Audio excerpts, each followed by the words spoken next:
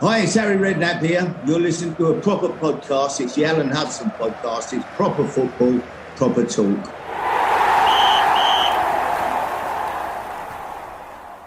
You know, when I went to Italy, I discovered Pinot Grigio, so I went there a boy and come back a man, to be honest with you. But it was brilliant. He wouldn't top you with the old pints, I know that. Well, we've got to treat ourselves, mate, ain't we, you know? But it's amazing, because in Italy, they'd love it. I mean, they wouldn't have a problem, you know, if you have like a bottle of wine or something. But if you had like a glass of Coca-Cola or a fizzy orange, they'd go absolutely apoplectic. They'd go mad. So would I. You know? So would I. But they like the red wine and the white wine. I mean, you know, listen, you could have that for fun. No, but is it true? I heard that they had a glass of wine before a pre-match meal. Is that right? Absolutely. I mean, I remember all the games that we played in, all the players, we used to have a pre-match meal, and they'd encourage you to have like a glass of wine, but I would never do it because I just know, you know, I'm looking at that and I'll be still on. Exactly, mate. I went to my second, third glass, mate, in about half an hour. Do you know what I mean? So there's no way. So I kept well away from that, mate. So that's when I just jumped the water. And then you want the dancing girls to come on, don't you? No, exactly, mate. And then after that, mate, you're just history, aren't you? Let's be honest with you, mate. You can't get beyond that, can you, mate? Let's be honest with you. Al. So I mean, going to Italy, what it done, it taught me a lot of discipline, though, in the way you eat, the way you lived, the way you behave. I mean, the standards of professionalism there was just unbelievable. Unbelievable. So this was way before Wenger brought all this in. Yes, yeah. I mean, Wenger come in 1996 to Arsenal, and I was in Italy in 1987. I think I was the first English defender to play in Italy, and I think I was honoured. But you know, they were so way ahead of the curve and also even how the way you trained. I mean, you train morning, you train afternoons. When we'd play on a Sunday, we would go into the hotel. They call it sort of like, you know, into the players called it the concentration camp, to be honest with you.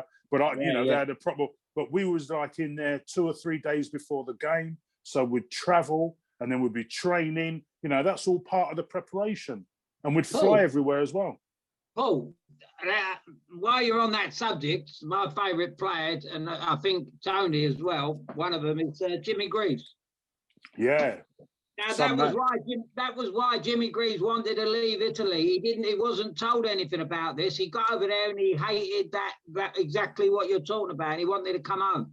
Yeah, and to be honest with you, Alan, that's part of their culture, though. I mean, they've got high standards of professionalism, but it's the culture change. That's what affects players, and I think that's where Ian Rush had his challenges. It was a cultural change as well as the way the teams played as well. Because you know, with Russia, they only played really one up top.